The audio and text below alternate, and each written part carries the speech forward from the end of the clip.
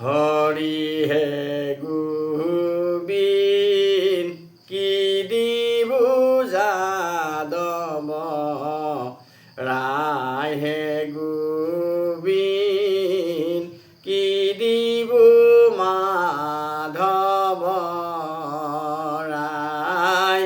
ব্ৰহ্মাণ্ডৰ ভিতৰে যত বস্তু আছে সকল তোমাতে পাইহে গোবিন কি দিবু যাদৱ ৰাইহে গোবিন কি দিবু মাধৱ ৰায়। কৃষ্ণ। পৰম শ্ৰদ্ধাৰ ভাগৱত প্ৰেমী ভক্তপাল বাপ বান্ধৱ আই মাতৃ মোৰ ঈশ্বৰস্বৰূপ কৃষ্ণস্বৰূপ কণ কণ এই ভাইটি ভণ্টিসকলৰ লগতে আমি সকলো আত্মাৰূপী জীৱলোকে প্ৰণাম কৰিছোঁ প্ৰেম সহকাৰে ভক্তি সহকাৰে শ্ৰদ্ধা সহকাৰে। মংগলময় কৃষ্ণ গোসাঁই সকলোকে মংগল কৰাৰ কামনাৰে আমি আকৌ আজি ভাগৱতৰ শ্ৰৱণৰ কীৰ্তনৰ অনুষ্ঠানটি আগবঢ়াব খুজিছোঁ। আপোনাসৱৰ সঁহাৰি আপোনাসৱৰ আশীষ হৃদয় আৰু কুন্তীয়ে কৃষ্ণৰ প্ৰেমময় স্তুতি কৰি কৰি কৰি সৰ্বশেষত কৃষ্ণক কি কৰিলে পৰাভূত কৰিলে ভক্তিৰ জৰিয়তে প্ৰেমৰ জৰিয়তে। এই কথাখিনিকে আমি কৈ আছোঁ। আমাৰ আজি এই কাহিনীটো হয়তো শেষ হ'ব পাৰে, গতিকে আমি অকণমান গাইছোঁ।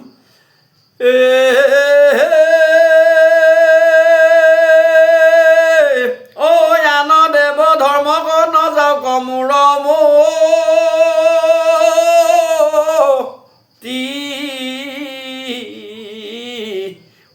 তোমাতে কৰো মাত্ৰ নিৰন্তৰে ৰতি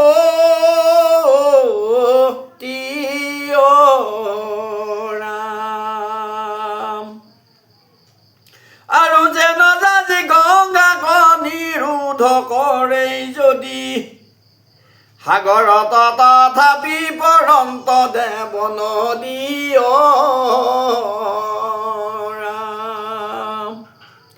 সেই মতে বিঘ্নি গুণ গণি মোৰ মন সদায় স্মৰোক মাত হো তোমাৰ চৰণ হৰি হে ৰাম গোসাঁই হৰি হে ৰাম। এই মতে কৰন্ত অনেক তুতি নতি মনে উপজিলাই সিহ প্ৰেম ভকতি সি হৰি হৰিৰ নিৰৱহে অবিশ্ৰান্ত অ কৃষ্ণৰ আগত পৰি অ কুন্তি কান্দিল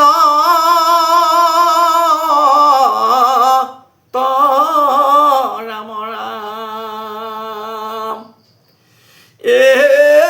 পৰম ভকতি দেখি জগত নিবাস এই হোক বুলি হাসি অ কৰিলা আশ্বাস ৰাম। নযাই মুদাৰকা বুলি পালতিলা হৰি অ দুনগৃহা প্ৰখিলা কুন্তি কয়াগ কৰিয়ে ৰাম ৰাম। এতিয়া চাওক কুন্তীৰ সপ্ৰেম ভকতিত ভগৱন্ত তুষ্ট হ'ল আৰু সেই যাব খোজা কৃষ্ণ গোসাঁইও শেষত ক'লে কুন্তীক যে পেহী ঠিক আছে তোমাৰ কথাই হওক। এই বাক্য কৈ কুন্তীক আগত কৰি আকৌ তেওঁ পাণ্ডৱৰ গৃহলৈকে ফিৰি আহিলে। চাওক সপ্ৰেম ভকতিৰ জৰিয়তে প্ৰভু ভগৱন্তক কি কৰিব পাৰি বান্ধি ৰাখিব পাৰি। আৰে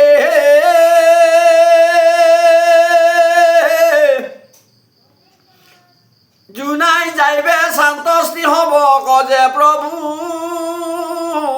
ধি কাতৰ কৰিয়া ৰাজা ও থাকিলানি ৰেখি কি ৰাম ৰাম হাতই আঠ দুই ধাৰৰ কথা গৈল ভীষ্ম মুখ্য উৎসৱক কহিবে হোটেলৈ লাহে ৰাম ৰাম। এতিয়া এই কথাখিনিৰ পৰাই পৰীক্ষিতৰ জন্মৰ যিটো সূত্ৰটো ইমানতে ইতি হ'ল। কৃষ্ণই সপ্ৰম ভক্তিত আবদ্ধ হৈ আকৌ দুনাই তেওঁ ফিৰি আহিলে পাণ্ডৱৰ গৃহলৈকে। আহি ইতিমধ্যে আমি জানো যে ভীষ্ম সৰসজ্জাত আছে।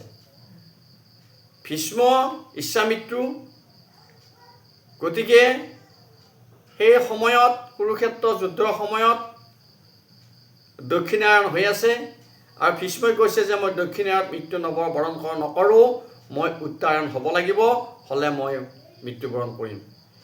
আৰু এই কথাখিনি কৈ ভীষ্মই এই সৰসজ্জাত ইতিমধ্যে তেওঁ মৃত্যুৰ সতে কি কৰি আছে? লীলা খেলা কৰি আছে। মৃত্যুক তেওঁ আহিব দিয়া নাই, যিহেতু তেওঁৰ ইচ্ছা মৃত্যু। আনহাতে আমি আৰু এটি কথা আমি জানো যে কৃষ্ণ অন্তৰ্যামী, কৃষ্ণ ভকতবৎসল, কৃষ্ণ সৰ্বোত্তম পুৰুষ। এতিয়া ভীষ্ম এজন বৈষ্ণৱ। ব্ৰহ্মা ব্ৰহ্মা মনোহৰ কপিল কুমাৰ কপিল কুমাৰ কপিল কুমাৰ হৰি শুক ভীষ্ম বলি ৰায়ে অ হে মোৰ হৰি হৰি শুক ভীষ্ম বলি ৰায়ে অ হে মোৰ হৰি হৰি যম জনে নাৰদ প্ৰহ্লাদ নাৰদ প্ৰহ্লাদ নাৰদ প্ৰহ্লাদ হৰি 12জন সমুদায়ে অ হে মোৰ হৰি হৰি 12জন সমুদায়ে অ হে মোৰ হৰি হৰি। এই 12জন বৈষ্ণৱ ব্ৰহ্মা মনোহৰ কপিল কুমাৰ শুক ভীষ্ম বলিৰায় যম জনেক নাৰদ প্ৰহ্লাদ। গতিকে ভীষ্ম এজন বৈষ্ণৱ। বৈষ্ণৱক তেওঁ কৃপা কৰিবই লাগিব। আৰু ভীষ্মই কৈছে যে তুমি মোৰ ইষ্টদেৱ, মই জানো তুমি মোক দৰ্শন দিবৰ কাৰণে আহিবা। আচলতে এইটো ভকত আৰু ভগৱন্তৰ প্ৰেমৰ বান্ধন, ইজনে সিজনক এৰিব নোৱাৰে।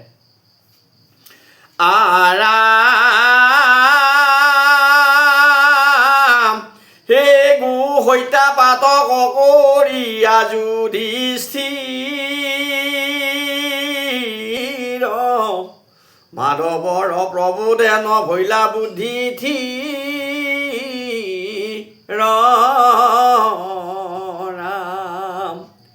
আৰু অধিক বোলতে কৰা কৃষ্ণক বিচাত বুজিলো সকল তোমাৰে হেকুত নাট কান্দন্ত কৰিলো বুলি সুহৃদ বিঘাত ব্যাসৰ বাক্যত নাই ৰাজাৰ সঞ্জাত অহন্ত যতে কছে যুগ প্ৰায়াচিত নুহি শান্ত তথাপিতো নিপতিৰ চিত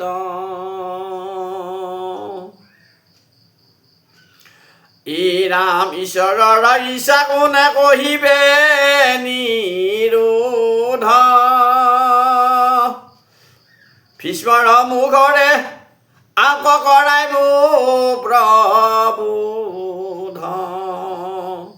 হেন মনে মানসতে ঈশ্বৰ মাধৱে গৈলা কুৰুক্ষেত্ৰক হব পাণ্ডৱ এই গৈলা কুৰুক্ষেত্ৰক পাণ্ডৱ সবান্ধৱে ৰাম ৰাম। এতিয়া গো হত্যা পাতক কৰিলা যুধিষ্ঠিৰ মাধৱৰ প্ৰভুদে নভৈলা বুদ্ধি থিৰ 18 অক্ষৌহিণী সেনা যুধিষ্ঠিৰৰ তত্বাৱধানত নিহত হ'ল। এই দুখে যুধিষ্ঠিৰক খুলি খাই মাৰিছে।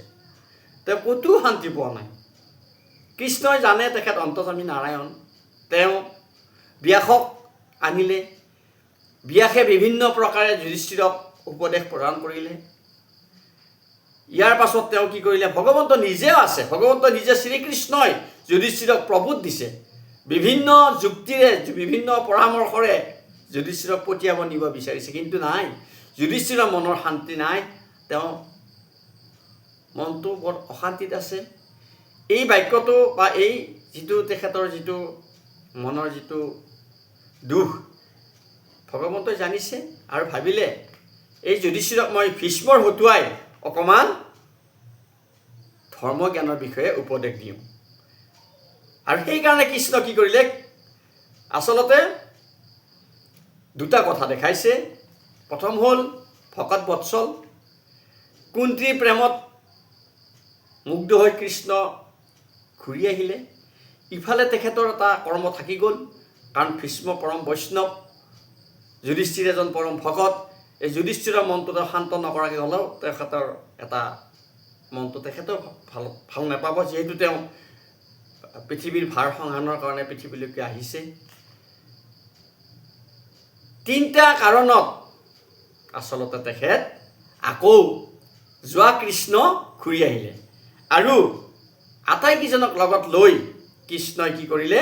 য'ত নেকি মহাবীৰ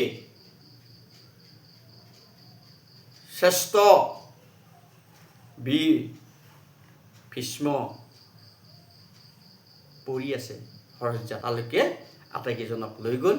আৰু গৈ এতিয়া কৃষ্ণই ভীষ্মৰ হতুৱাই ভীষ্মৰ মুখেৰে যুধিষ্ঠিৰক কি কৰিব? ধৰ্ম জ্ঞান দিব, ৰাজনীতিৰ জ্ঞান দিব। এইখিনি কাৰণে কৃষ্ণই কি কৰিলে? তেওঁলোকক লৈ গ'ল।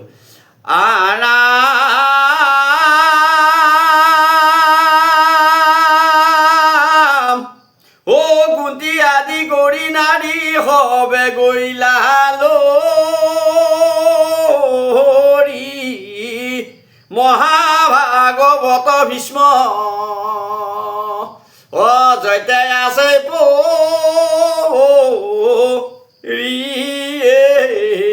ৰাম। এই দেখিলা ভীষ্ম কহৰ হৈ যাত আচন্তে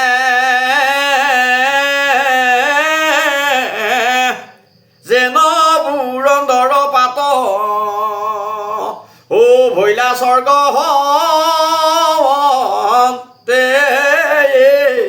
ৰাম। যত দেৱ ঋষি ৰাজ ঋষি ব্ৰহ্ম ঋষি নাৰদ প্ৰমুখ্য দৈত্য মিলিলা হৰিষি ব্যাস শুক বশিষ্ঠ প্ৰমুখ্য মুনিৰাজ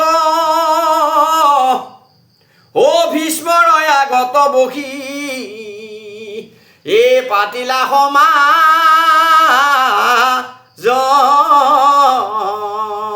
ৰাম। এতিয়া মহাভাগৱত বুলি কৈছে ভীষ্মক।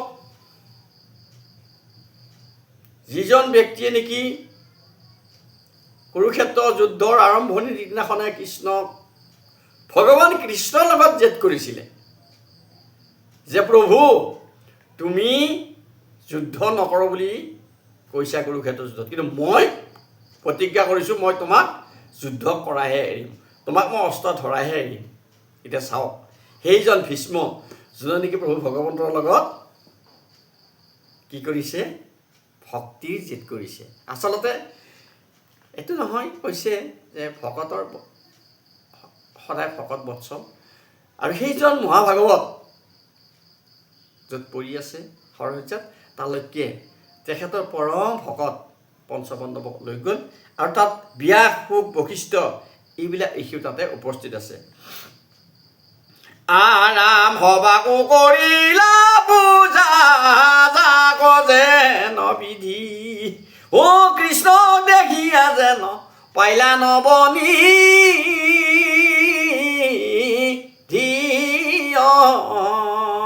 ৰাম। সাদৰে এখনে আনি বসাইলা খনে, অ পাইদব ধূপ দীপ ও ৰাম দিলা হব নে ৰাম ৰাম। এতিয়া ভীষ্মই তেখেত যদিও সৰসজ্জাত আছে, তেখেতে আদেশ দিছে যে যিসকল ব্যক্তি মোক দৰ্শনৰ কাৰণে আহিছে, যিসকল সৎ পুৰুষ আহিছে, তেখেতসকলক যথাযোগ্য কি কৰিব দিছে? অৰ্চন বন্দন কৰিব দিছে আৰু কৃষ্ণক পাদ্য অৰ্ঘ্য ধূপ দীপেৰে আদিৰে সন্মান আগবঢ়ালে। আৰু আচলতে আমি জানো যে নৱবিধ ভক্তিৰ কথা আমি ইতিমধ্যে অৱগত কৰিছোঁ। এই নৱবিধ ভক্তিৰ ভিতৰত শ্ৰৱণ কীৰ্তন, পাদসেৱন, অৰ্চন বন্দন, গতিকে এই আটাইখিনি ভক্তিৰ লগত জড়িত আছে। আমি প্ৰেম ভক্তিৰে কৃষ্ণ প্ৰাপ্তিৰ যিটো প্ৰচেষ্টা আমি সদায় চিন্তা চৰ্চা কৰিব লাগে, যাৰ পৰা আমি এই সাংসাৰিক যিটো আমাৰ মানৱ জীৱন আছে, কালচক্ৰ, সংসাৰ চক্ৰ, এই চক্ৰৰ পৰা মুক্তি পাব লাগিলে আমি ভগৱন্ত কৃষ্ণক ইষ্টদেৱ কৰিব লাগিব আৰু তেখেতক আমি অৰ্চন বন্দন আদি কৰি ভক্তিৰে আমি তেখেতক বান্ধিব লাগিব। তাৰ পাছতহে আমি এই কালচক্ৰৰ পৰা মুক্তি পাম, নহ'লে কিন্তু আমি এই চক্ৰত সোমাই থাকিব লাগিব, আহি থাকিব লাগিব, গৈ থাকিব লাগিব। প্ৰভুসকল, ভাগৱত এখন অতি সুন্দৰ কৃষ্ণপ্ৰেমী শাস্ত্ৰ, য'ত নেকি প্ৰেমৰ ৰসেৰে ভৰ্তি হৈ আছে। এবাৰ যদি হৃদয়গম কৰা যায় ভাগৱতখন, তেনেহ'লে সেইজন ব্যক্তি সদায় প্ৰেমময় হ'ব, আনন্দময় হ'ব। আৰু আমি তাৰে কামনাই কৰিছোঁ সকলোৱে এটা সুন্দৰ বাতাবৰণেৰে এই ভগৱন্তৰ বিনন্দীয় সৃষ্টিত থকাৰ এটা সুবিধা প্ৰদান কৰক প্ৰভু ভগৱন্তই ভাগৱতৰ জৰিয়তে, তাৰে কামনা কৰিছোঁ। জয় শ্ৰীকৃষ্ণ, জয় শ্ৰীকৃষ্ণ, জয় শ্ৰীকৃষ্ণ।